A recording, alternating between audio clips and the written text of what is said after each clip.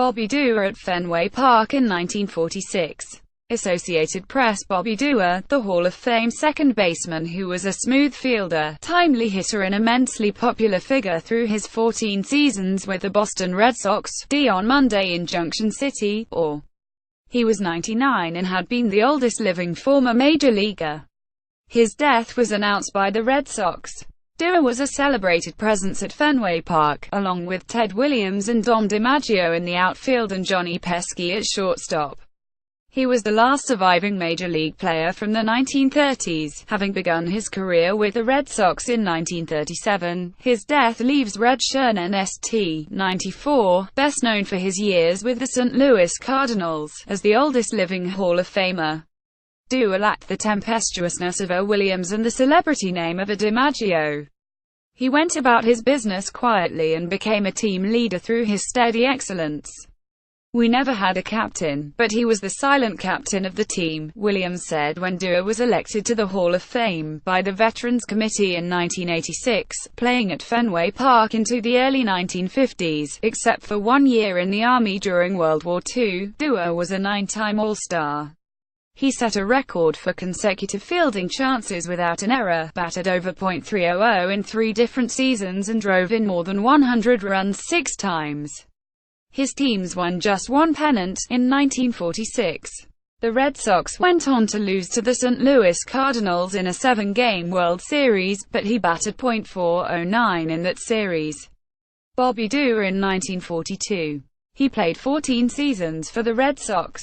Fox Associated Press. Doerr was easily the most popular player of the Red Sox and possibly the most popular baseball player of his era. David Halberstam wrote in summer of '49, 1989, an account of a memorable pennant race between the Red Sox and the Yankees.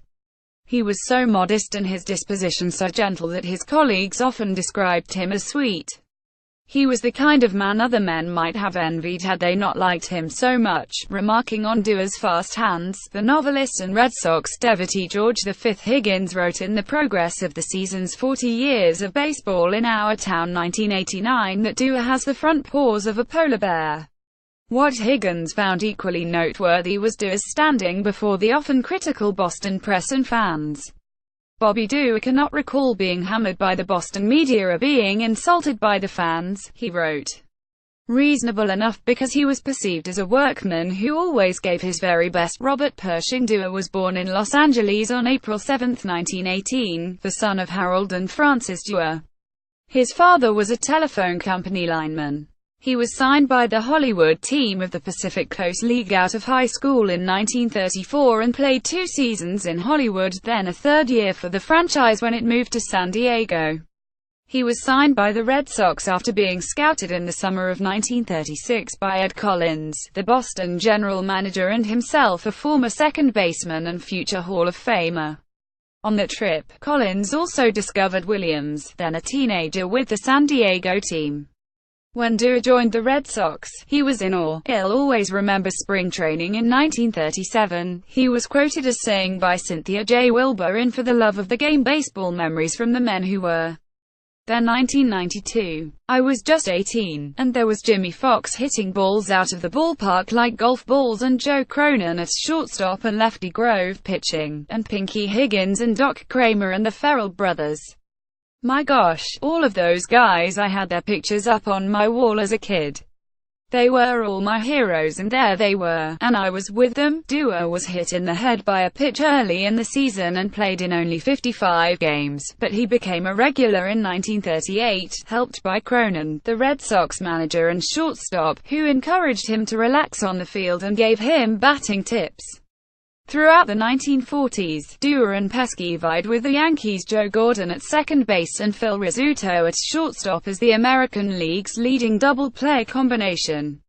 Doerr led American League second baseman in double plays in 5 different seasons and in 1948 set Major League records, since broken, for consecutive chances without an error at his position, 414, and consecutive errorless games, 73. Doerr throwing the first pitch before a 2006 Boston Red Sox scam. With him, from left, are his fellow former players Charlie Wagner, Ed Pellegrini and Dave Ferris. Associated Press. Doerr was the batting hero of the 1943 All-Star Game at Shibe Park in Philadelphia, hitting a 3-run homer off the Cardinals' Mort Cooper in the American League's 53 victory.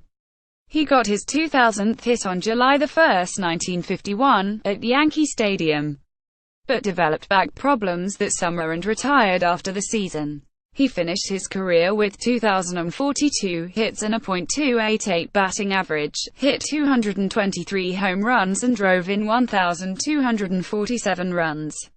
He led the American League in slugging percentage in 1944 with a .528 mark. He was later a coach for the Red Sox and the Toronto Blue Jays.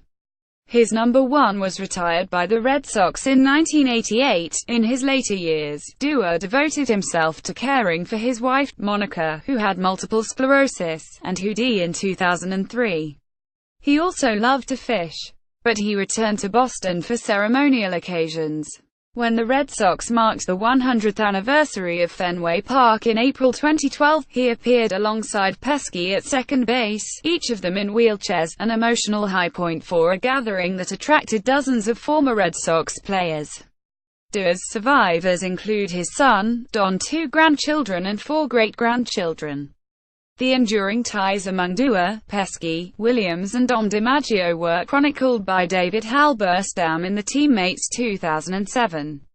Doerr maintained a particularly close friendship with Williams, who died in 2002.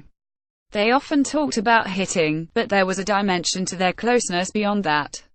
Williams, as the product of a broken home, envied Doerr for the support he had received from his father. Reflecting on his upbringing, Doerr, a product of the Depression years, told Cynthia Wilbur that his generation didn't quit at things, and that was just a way of life. As for his major league career, Doerr said, "In those days, I don't think anyone ever got too complacent. Even after I played 10 years of ball, I still felt like I had to play well or somebody might take my place. I hustled and put that extra effort in all of the time."